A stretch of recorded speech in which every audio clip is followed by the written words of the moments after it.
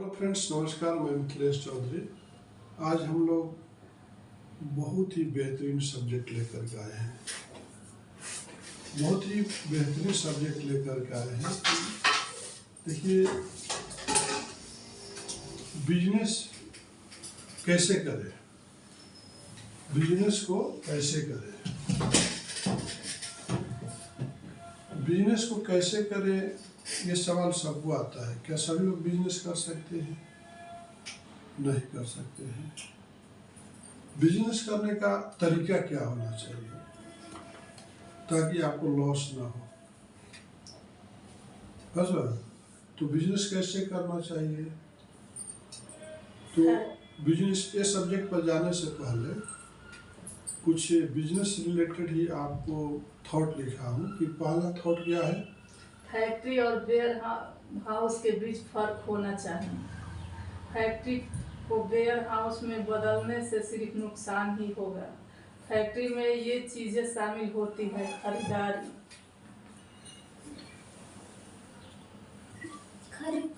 पहला जो है क्या होता है? खरीदारी। दूसरा क्या होता है? मैन्युफैक्चरिंग। और तीसरा क्या होता है? बिक्री। तो जहाँ पर तीन चीज का काम होता है उसको बिजनेस बोलते हैं। और आपका माइंड भी तो एक बिजनेस की तरह काम करना चाहिए। बस आपसे छोटा सा सवाल करता हूँ, उसका जवाब देना, ठीक है ना? मान लीजिए कि कोई जार है या कोई गिलास है, कोई 10 गिलास लेके आइए। तो मान लीजिए वो गिलास है, ठीक है? उस गिलास में या जार में या कोई पॉट में तीन आइटम है। एक बड़ा पत्थर है, एक छोटा कंक्रीट है और एक सैंड है। और इसके बाद सैंड और सीमेंट मिला है। सो मान लीजिए ये आपके पास एक जार है या ग्लास है। तो आपको पहले, जैसे मान लीजिए आपके पास सीमेंट है, बालू है, बड़ा कंक्रीट है, छोटा कंक्रीट है। तो पहले क्या इसमें डालेंगे? आप बताओ क्या डालेंगे पहले? आप क्या डालेंगे पहले इसके अंदर? बालू। क्या डालेंगे? सीमेंट। आप क्या डालेंगे? सीमेंट। नहीं, रॉन्ग है। अब चीज बताइए, पहले ही आप बालू डाल देंगे या सीमेंट डाल देंगे तो बड़े पत्थर डालोगे तो ऊपर रह जाएगा ना। बस समझ रहा? तो बड़े पत्थर को पहले डालेंगे, ठीक है ना? बस इसके बाद जो है छोटे पत्थर को डालेंगे। उसके बाद जो है ना, इसके बाद बालू और सीमेंट को मिला के डाल के इसको वाइब्रेशन से ऐसे करेंगे तो जाके पूरी तरह से इसमें फिलअप हो जाएगा। बस में आप गैप को भर देगा। समझ में नहीं आया? तो ये क्या है कि आपका आइडिया क्या है, आपका माइंडसेट क्या है। वैसे ही आपको कोई भी काम करने जाते हो तो आप जब अपने ऑफिस में आते हो तो एनर्जेटिक कब रहते हो? मतलब 4 पहर मिलता है आपको। तो फर्स्ट आवर में रहते हो कि सेकेंड आवर्स में रहते हो कि लंच के बाद रहते हो कि 3-4 बजे के बाद, 6-4 बजे के बाद रहते हो? एनर्जेटिक कब फीलिंग करते हो? कब फील करते हो? फर्स्ट पहर में। तो पहले आपको कैसा वजनदार काम करना चाहिए। जिस तरह से आपको एग्जाम्पल दिया कि पहले जो है पत्थर को उठाइए, बड़ा पत्थर को, फिर छोटे पत्थर को, फिर आप जो है ना तब आपके जो जाके बराबर सेटिंग होगा, जब जाके आपका बिल्डिंग अच्छा तैयार होगा। तो आप ये नहीं कि पहले ही छोटे कामों से शुरू करो, नहीं। आपको माइंड सेट होना चाहिए, प्रोग्रामिंग रहना चाहिए, प्लानिंग होना चाहिए कि हमारे पास इस तरह से कंक्रीट की तरह से आपका दिमाग आइडिया काम कर। पहले आते सुबह में आपको कौन कौन से ऐसे बड़े बड़े कोटेशन थे उसको फॉलो करना चाहिए। इसके बाद में छोटे छोटे वर्क को देखना चाहिए कि सुबह सुबह हम लोग कुछ करने के जज्बा रखते हैं और जाते जाते 5 बजे 6 बजे के बाद थकना शुरू हो जाता है आदमी। तो उस टाइम में हल्का फुल्का काम करना चाहिए, ठीक है ना? तो आप हर आदमी वही गलती कर रहा है। उसी तरह से बिजनेस का तरीका क्या है? बिजनेस करने का तरीका ये नहीं है कि आप कुछ परचेज किए और उसको आप स्टोरेज सालों साल तक रखे हो। जो भी आप परचेज कर रहे हो इसको लिक्विड होना चाहिए, मतलब उसको सेल होना चाहिए। बस समझा? बोला गया कि आप घर में वैसा ही सामान परचेज करके लाइए जिसका यूज हो, और जिसका यूजे नहीं है तो उसको परचेज करके मतलब नहीं है। मान लीजिए मैं मिथिलेश चौधरी, अभी आप हर दिन आप बोलते हो कि Mithilesh Chaudhary founder of Sandhya Flex का एक ही यूनिफॉर्म पहनता है, एक ही जैकेट पहनता है। तो देखिए 100 जैकेट पहन करके पैसा को वेस्ट करने के क्या फायदा? जब यही जैकेट आपके लिए काम कर रही है तो 100 जैकेट पहन करके आप क्या प्रूव करना चाहते हो? ये विलासिता ही होती है ना। आवश्यकता होता है, एक जो होता है विलासिता संबंधी आवश्यकताएं दो होती है, ठीक है ना। एक आवश्यक आवश्यकता होती है और एक विलासिता संबंधी आवश्यकता होती है। एक डॉक्टर के लिए कार क्या है? आवश्यक आवश्यकता है। लेकिन एक जो है मजदूर के लिए कार क्या है? विलासिता संबंधी आवश्यकता है। उसको कार की जरूरत नहीं है डेली। बस में ना, एक बिजनेसमैन के लिए कार का इम्पोर्टेंट आवश्यक आवश्यकता में आएगा, लेकिन एक स्टाफ के लिए कार की आवश्यकता नहीं है। वो बाई बस, बाई मोटरसाइकिल या रैपिडो से भी जा सकता है, उसका विलासिता हो जाएगा। तो जैसे कि कंपनी बिजनेस जो होता है, जैसे कि आपके पास कोई कंपनी चला रहे हो, जैसे कि आप मार्केटिंग वाले कहीं ना कहीं बिजनेस को गिराने में काम करते हैं, कंपनी वाले कहीं ना कहीं कंपनी को नुकसान करने का काम करते हैं। आपको बताऊंगा कैसे। जैसे मान लीजिए कि आपका कंपनी में मान लीजिए कि आपका पीवीसी वाटर स्टॉपर है, तो इसमें क्या क्या मटेरियल लगने वाला है? कैल्शियम कार्बोनेट लगने वाला, resin, TBLS, DBLS, LS, stearic acid, CPW, epoxy, DOPIL, DBPIL. आपका पैकिंग के लिए पैकिंग मटेरियल जैसे कि सुतली, अस्थि, पंचिंग, ये सारे। तो आपको क्या एक साल के लिए स्टॉक रख देने से फायदा होने वाला है, या वीकली 7 डेज का स्टॉक रखेंगे तो फायदा है? कितना दिन का स्टॉक रखना चाहिए? 7 डेज। तो आपको उतना ही परचेज करना चाहिए कि 7 डेज तक आपका कोई दिक्कत ना हो कंपनी में। आपने कब आपका कंपनी का लॉस का रिजल्ट कहाँ से होता है? एक तो रिजेक्शन से होता है, एक तो आप एक्सपायरिंग डेट से होता है कोई चीज। आप जैसे टैबलेट लेकर के आते हो, आपको डॉक्टर बोल लिखता है 1 वीक का टैबलेट लिखता है, तो क्या आपको 1 वीक का टैबलेट लेना चाहिए मेडिकल से?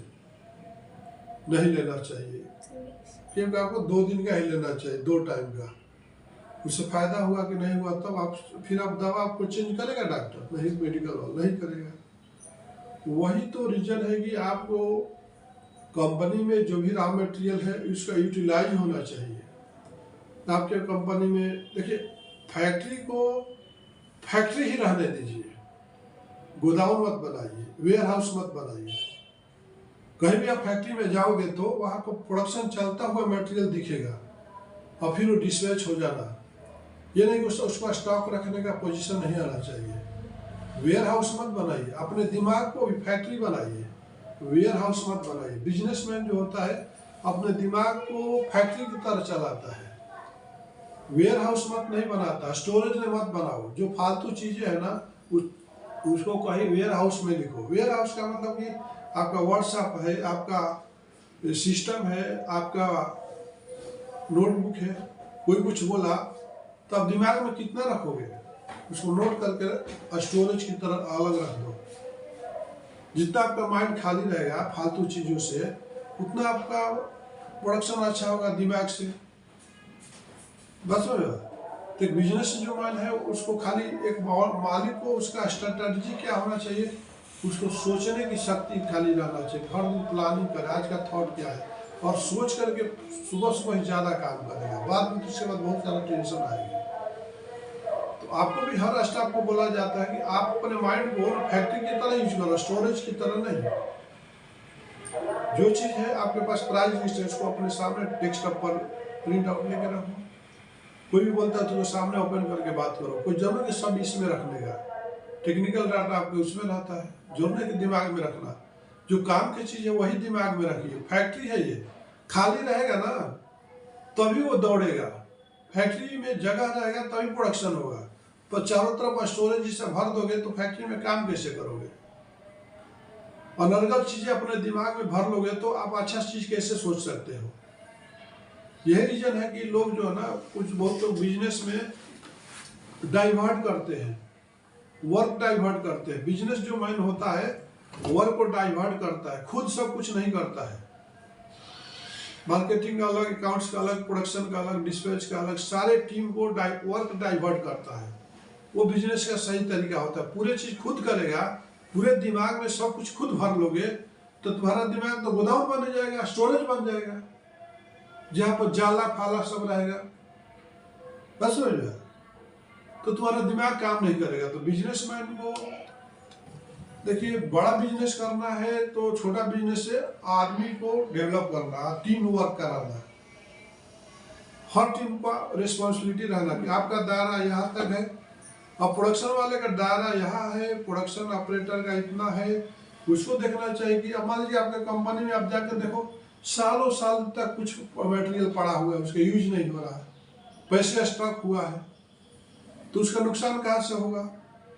और वो पैसे आपको मार्केट में चला जाएगा तो पैसे आएगा। आप इंसुलेटिंग मैट खरीदते हो, सालों साल हो जाता है, कंपनी में पड़ा रहता है, उसको बेचने का जिम्मेदारी किसकी है? मार्केटिंग वालों को। डेली रेडी स्टॉक का मतलब क्या है? मार्केटिंग वालों को दिखाया जा रहा है कि तुम इसको बेचो, तुम्हारे पास स्टॉक है, इसको निकालो, पैसे लगा हुआ है, पैसे फंसा हुआ है, वाइब्रेटिंग स्क्रीनिंग बिल्डिंग पड़ा रहता है, उसको कौन सेल करेगा? मालिक सेल करेगा। रेडी स्टॉक का मतलब क्या है?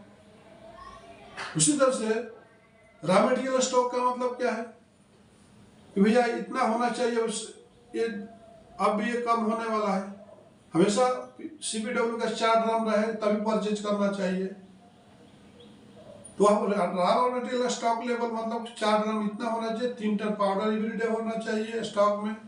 तो जैसे 3 टन के से कम हुआ, 3 टन पर आया, तुरंत परचेज कर लेना चाहिए। बस ये स्टॉक, रॉ मटेरियल का स्टॉक लेवल के इन्वेंटरी, ऑर्डर कितना है, रॉ मटेरियल कितना है, प्रोडक्ट कितना स्टॉक पे है। अब ये बिजनेसमैन मॉनिटरिंग नहीं करेगा तो उसको तो नुकसान होने वाला है। आपको जरूरत है एक पेन का डेली, आप एक ही बार 1 साल का पेन लाके खरीद के रख देंगे 2 दर्जन, तो उसका क्या मतलब है? कुछ मतलब उसका मीनिंग है?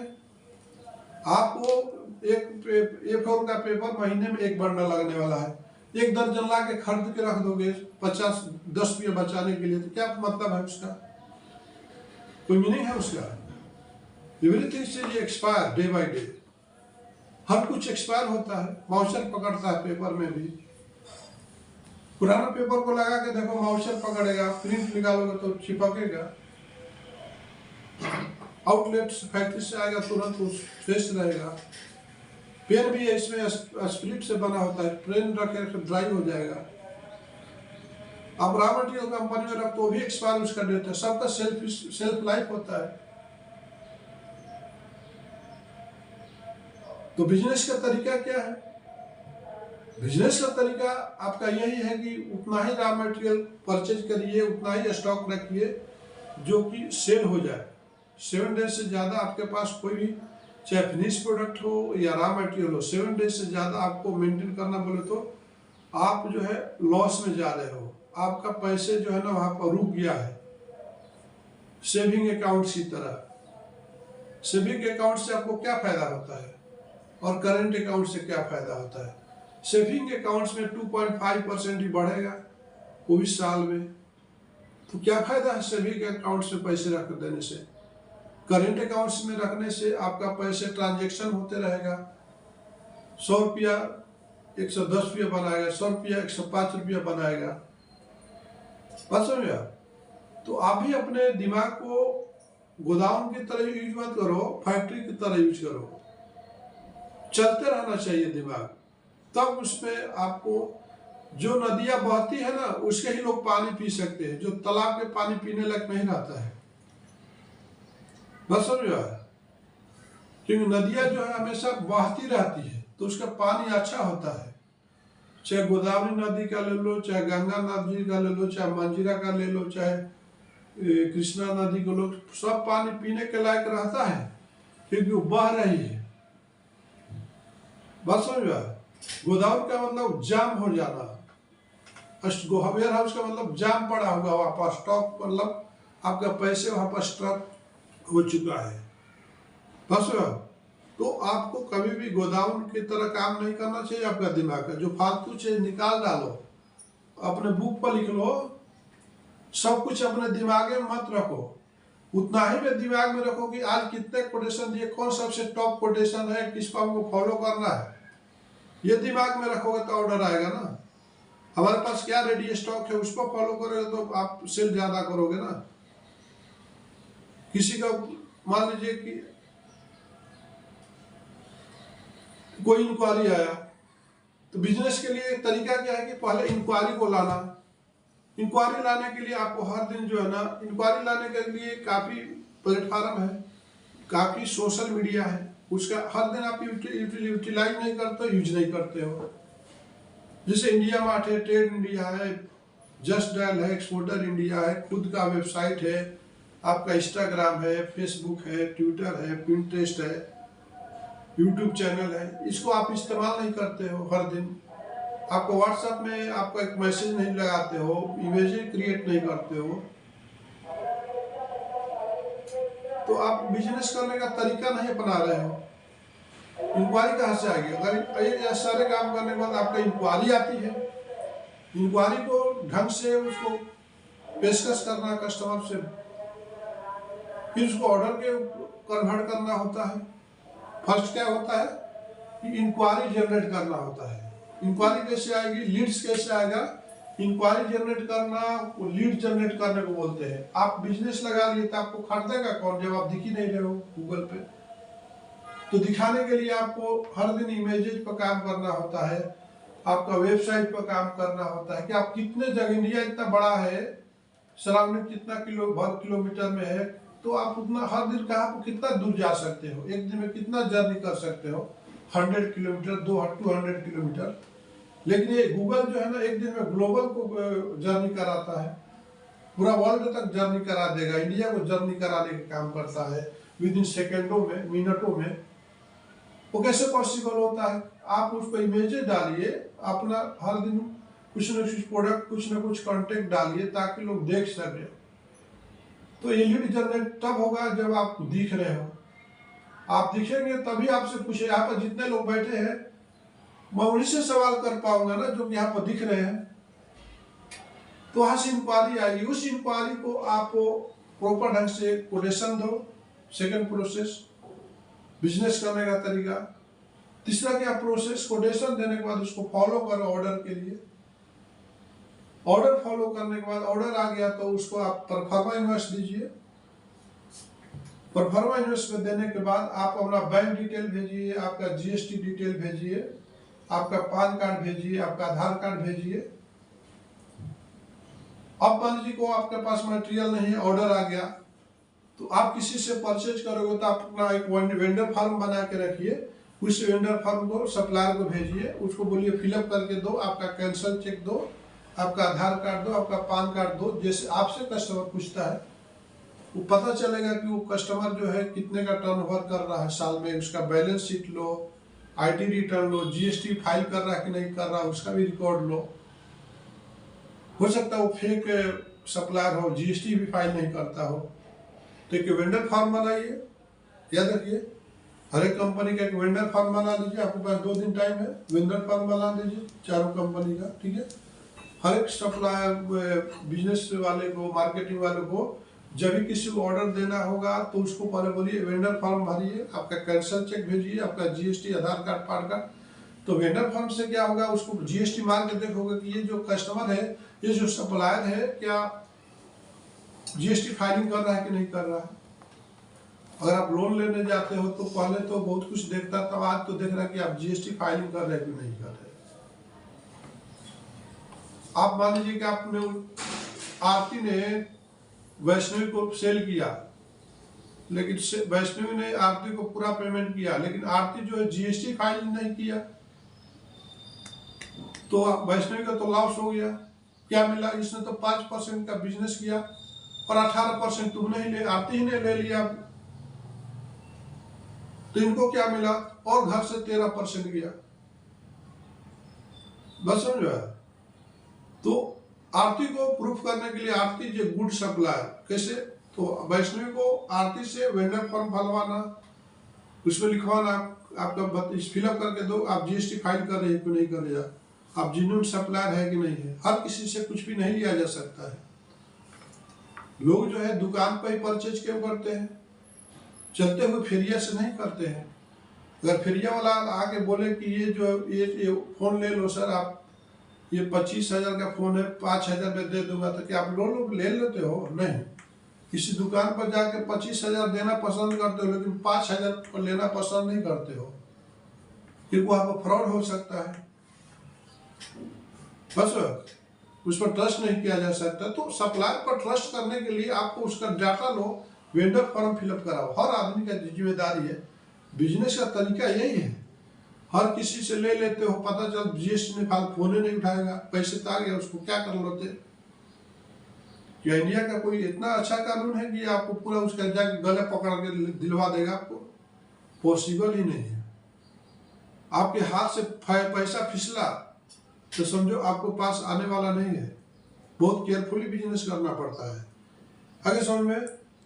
इसके बाद क्या होता है कि आप जब पीआई भेजे तो उनसे जब भी कोई मटेरियल आपको बनाने के लिए ऑर्डर देता है तो कम से कम आपको 50% एडवांस लेना चाहिए। कोई कस्टमाइज प्रोडक्ट है तो 75% पेमेंट लेना चाहिए।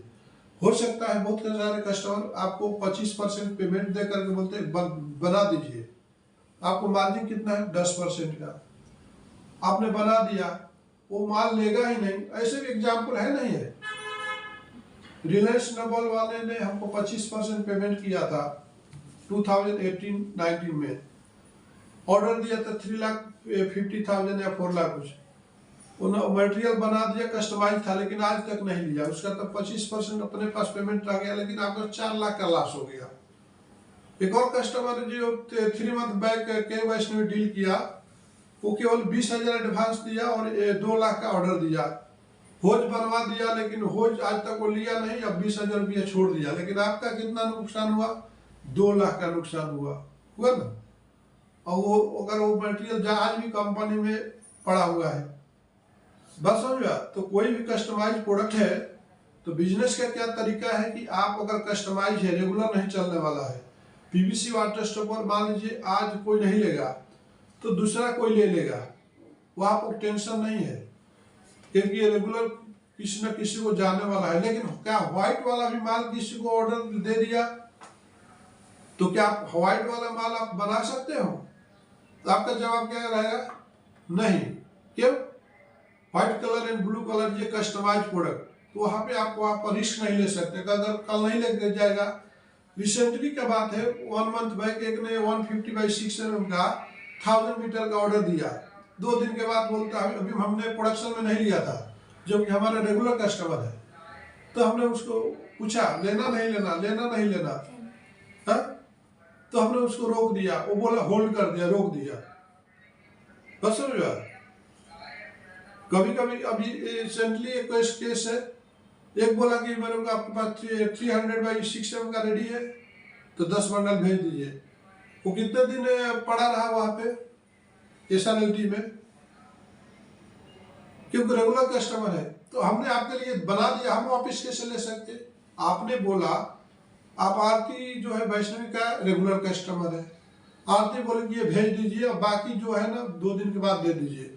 वैष्णवी ने बना दिया, आपको 10 बंडल भेज दिया, बाकी का 14 बंडल इसने बना भी दिया आपके नाम पे, क्योंकि आप रेगुलर कस्टमर है। आप बोलते हो कि सामने वाला कस्टमर मेरे से नहीं लिया, तो क्या वैष्णवी का उसमें पैसे नहीं लगा? आपको भेजा ना, कैसे वापिस ले सकती है? कैसे? खाने वाला भी चीज जो है ना समय के बाद बर्बाद हो जाता, खराब हो जाता है। लंच के टाइम बना है वो खाना डिनर में अगर खाने को दिया जाए तो कोई खाएगा?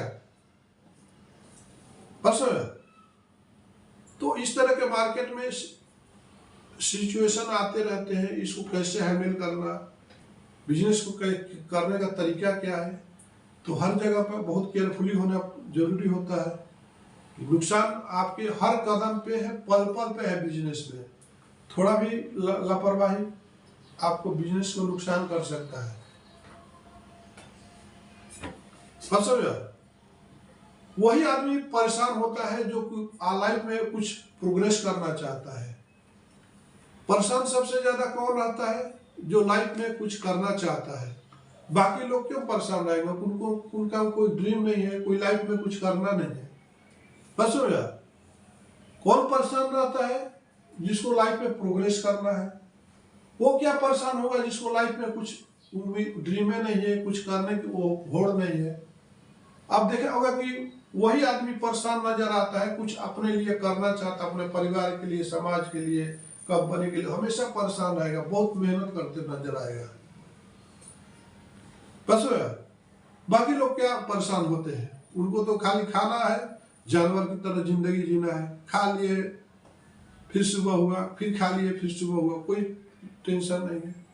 टेंशन वही लेता है जिसका कोई टारगेट होता है। टेंशन वही लेता है जिसको लाइफ में कोई टारगेट है, कुछ पाना है। तो बिजनेस का एक तरीका हो गया। अब देखिए कि आपका जो है यहाँ तक आ गए, परचेज ऑर्डर दे दिए, पीआई दे दिए, उसके बाद आपका पेमेंट आने के बाद आपको बताया रेगुलर का है तो 50% लीजिए, कस्टमाइज है तो 75% लीजिए, रेडी है तो 100% लीजिए, क्रेडिट मत दीजिए। बिजनेस का सबसे बेस्ट पॉलिसी है डोंट गिव द क्रेडिट। बस अगर आप मान लीजिए क्रेडिट आप देते हो, मान लीजिए भरत ने दशरथ को दिया क्रेडिट, भरत ने दशरथ को क्रेडिट दिया, ध्यान देना, भरत ने दशरथ को क्रेडिट दे दिया और देते आ रहा है। कल गए भारत ले लिया 5 लाख का मटेरियल, कौन? और किसको दिया? दशरथ को भारत क्रेडिट दे रहा था, भरत दशरथ को क्रेडिट दे रहा था और दशरथ ने 5 लाख का क्रेडिट ले लिया और खुदा ना खास्ता दशरथ की डेथ हो जाती है, तो भारत ने 5 लाख रुपया कैसे वसूल करेगा? उसके कंपनी वाला बोलेगा मैं नहीं मालूम, उसके बच्चे बोलेंगे। हाँ, कॉन्ट्रैक्ट सीखने तो तो आपको उसको केस करोगे, केस में क्या सुनवाई है? डे बाय वो भी जब आप केस डालोगे वो भी उसका लायर लड़ेगा, आप भी केस डालोगे, कुछ भी नहीं होने वाला, सब खत्म। बस हो गया। तो आपने गलती क्या आपका किया? क्रेडिट देकर गलती किया, बस हो गया। एक्सीडेंट किसी के साथ भी हो सकता है। तो एक ही रिलायंस अंबानी का जो एक ही पॉलिसी था, डोंट गिव द क्रेडिट। वो क्रेडिट आज तक किसी को दिया नहीं। आज अंबानी अंबानी बना, अदानी अदानी बना, बस आगे समझ में। एलसी पर काम कर लो, एलसी पर मैं वीडियो लगा, मतलब एलसी का मतलब होता है कि क्या, बैंक जो है ना आपको जो है लेटर ऑफ कस्टम जो है कस्टमर पे लेटर देगा बैंक वाला, ये कस्टमर को दे सकते हैं, वो कस्टमर से फिलअप कराना। और जिसे आप बाइक लेने जाते हो, कार लेने जाते हो, तो आपको बैंकर बैठा रहता है ना, पैसे पूरा आ जाता है शोरूम वाले को, लेकिन पैसा का ईएमआई कौन वसूल करता है? बैंकर करता है। उसी तरह से आप भी जो है ना एलसी का पर काम कर सकते हैं। क्रेडिट पे आपको बैंक वाले से मिलिए, एलसी लीजिए और उस एलसी को यूटिलाइज करिए। जो क्रेडिट पूछता है उसको एलसी भेजिए, सर आप इसको फिलअप करके दे दीजिए, ठीक है, आप उधार मैं दे दूंगा, हमारा पैसे बैंक से ले लूंगा और आपको वसूल करना। वैष्णवी का कस्टमर आरती है, आरती बोले कि मेरे को क्रेडिट चाहिए, तो आरती वैष्णवी क्या आरती को देगी कि लो ये फिलअप करके दे दो,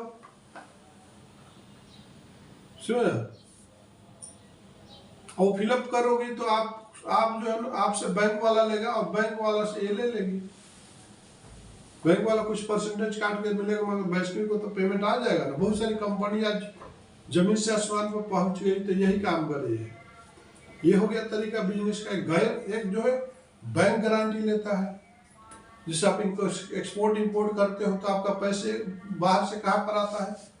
बैंक में आता है। तो आपको पीओ भेजना पड़ता है, किसके लिए आया, गारंटी देना पड़ता है, जैसे आपका नेपाल से अदर कंट्री से आया। आगे समझ में?